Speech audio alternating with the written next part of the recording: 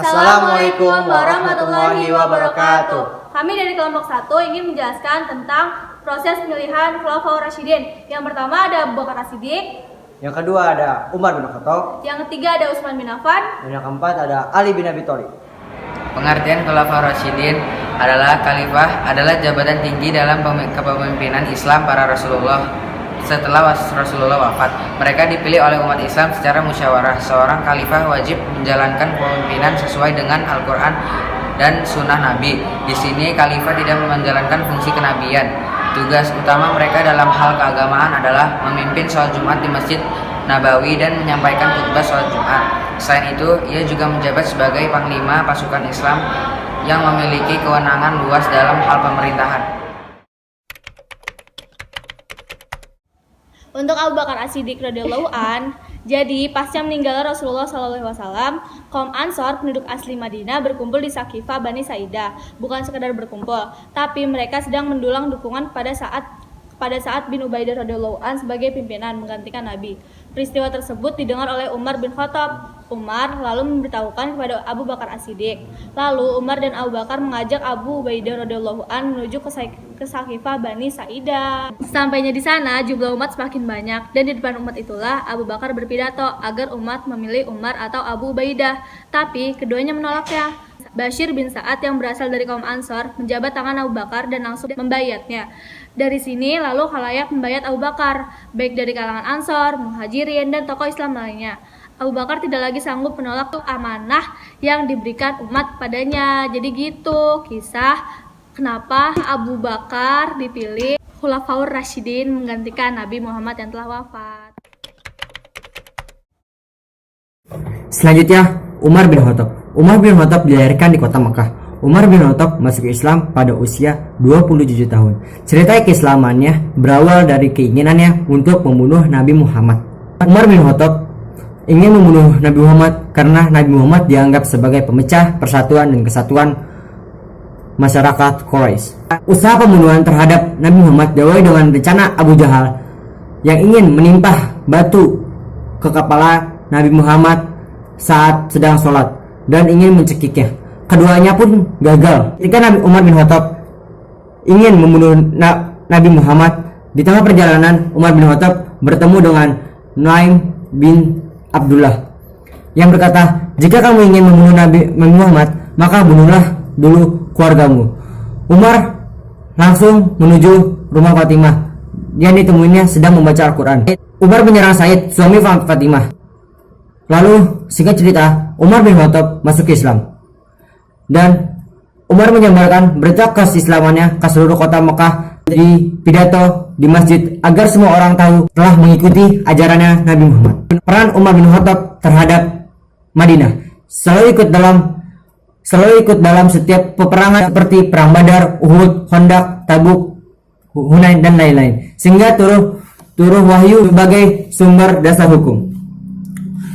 Proses pengangkatan Umar bin Khattab sebagai khalifah. Ketika Khalifah Abu Bakar merasa sakit parah dan merasa ajalnya sudah dekat, terfikir olehnya tentang calon penggantinya. Apabila hal tersebut diserahkan langsung kepada musyawarah kaum muslimin, khawatir akan terjadi perselisihan. Oleh karena itu, perlu menunjuk calon tetapi penggantinya, yaitu memilih Umar bin Khattab. Tetapi Abu Bakar tetap meminta pandangan dari para sahabat, baik dari Muhajirin maupun Ansor, seperti bahwa Umar sebagai calon khalifah.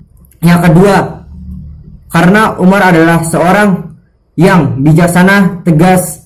Dengan meninggalnya Abu Bakar, maka pemerintahan Islam langsung dipegang oleh Umar yang telah ditunjuk oleh Abu Bakar dan disetujui oleh seluruh umat Islam secara aklamasi dengan tidak meninggalkan asas demokrasi Islam. Sejasa peninggalannya Umar bin Khattab. Umar bin Khattab memerintah selama 10 tahun. Umar bin Khattab memperluas kekuasaan wilayah Islam. Di antaranya adalah Syria, yang kedua Palestina, yang ketiga Irak dan Persia, dan yang terakhir Mesir. Nah, untuk proses pemilihan Utsman bin Affan, jadi sebagaimana tersebut dalam hadis yang diriwayatkan oleh Imam Muslim, Umar tidak menunjuk penggantinya kepada para sahabat. Dia berpesan, hendaklah kalian meminta pertimbangan pada sekelompok orang yang oleh Rasulullah Sallallahu Alaihi Wasallam pernah disebut sebagai calon penghuni surga. Jadi sebelum Rasulullah wafat, Rasulullah pernah berpesan siapa-siapa saja yang akan masuk surga. Di antaranya Ali bin Abi Thalib, Utsman bin Affan, Abdurrahman bin Auf, Zubair bin Al-Awwam, Sa'ad bin Abi Waqqas, dan Tolah bin Sa'ad. Nah, hendaklah engkau memilih salah satu dari mereka untuk menjadi pemimpin, dan bila sudah terpilih, maka dukunglah dan bantulah pemimpin itu dengan baik. Ketika Umar meninggal dunia, para sahabat berkumpul di rumah Aisyah, kecuali Tolah yang sedang berada di luar kota. Mereka pun bermusyawarah, siapa sebaiknya yang patut menggantikan Umar. Di tengah membicarakan mekanismenya, Abdurrahman angkat bicara. Siapa di antara kalian yang mengundurkan diri dari pencalonan ini, maka dia berhak menentukan siapa pengganti Khalifah Umar. Tak seorang pun yang berkomentar. Maka Abdurrahman berinisiatif mengundurkan diri. Kalian berjanji akan tetap bersama Abdurrahman dan menerima apa yang akan diputuskannya. Meski sudah mendapat mandat dari para calon ahli surga, Abdurrahman tak mau gegabah untuk memutuskan siapa yang mesti dipilih sebagai khalifah. Selama 3 hari 3 malam, Abdurrahman mendatangi berbagai komponen masyarakat untuk didengar aspirasinya. Pada hari ketiga, barulah Abdurrahman memutuskan Utsman sebagai pengganti Umar. Abdurrahman membayat Utsman diikuti oleh para sahabat lainnya, termasuk mereka yang disebut Rasulullah sebagai ahli surga. Nah, jadi gitu guys proses pemilihan Utsman bin Affan sebagai Khulafaur Rasyidin. Tada! Ali bin Abi Thalib dilahirkan di kota Mekah. Ali bin Abi Thalib sejak kecil sudah diasuh oleh Nabi Muhammad, sehingga ia masuk Islam oleh ajakan Nabi Muhammad. Dan dia tergolong sebagai as-sabiqunal awwalun. Perangan Ali di Madinah. Selalu ikut dalam peperangan besar zaman Nabi. Ali termasuk orang yang gagah pemberani dalam peperangan. Di perang Badar, dia ditantang oleh pemuda Quraisy bernama Utbah bin Rabi'ah. Mereka menantang peperangan tanding. Maka majulah Ali bin Abi Thalib, Hamzah, dan Ubaidillah bin Haris. Dalam perang Uhud, Ali bin Abi Thalib juga ditantang oleh pemuda Quraisy dengan gagah berani hadapi dengan mereka dapat membunuhnya. Dalam perang Khandaq, Ali bin Abi Thalib menghadapi Amr yang nekat menyeberangi parit. Maka terjadilah perang tanding yang dimenangkan oleh Ali. Pada masa pemerintahan terjadi 2 peperangan perang saudara. Pada masa itu umat Islam pecah menjadi 3 golongan. Proses pengangkatan Ali bin Abi Thalib menjadi khalifah. Setelah Khalifah Utsman bin Affan, tidak ada lagi yang pantas sebagai khalifah kecuali Ali bin Abi Thalib. Sebab sejak awal termasuk tokoh yang ditunjuk sebagai calon khalifah ketiga karena usianya waktu itu masih terlalu muda, maka pilihan jatuh kepada Khalifah Utsman.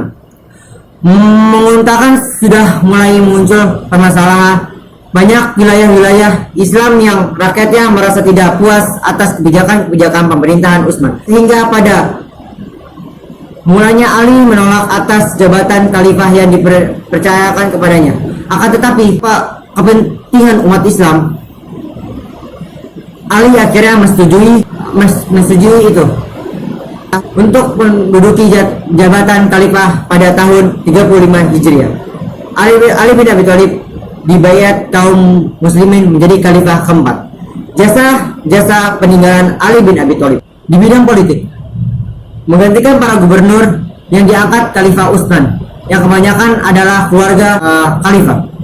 Bidang politik militer, Ali bin Abi Thalib memiliki banyak kelebihan. Selain menjadi khalifah yang tegas sebagai pemimpin yang berani saja atau tegas, tetapi juga ia pandai dalam menyusun strategi perang.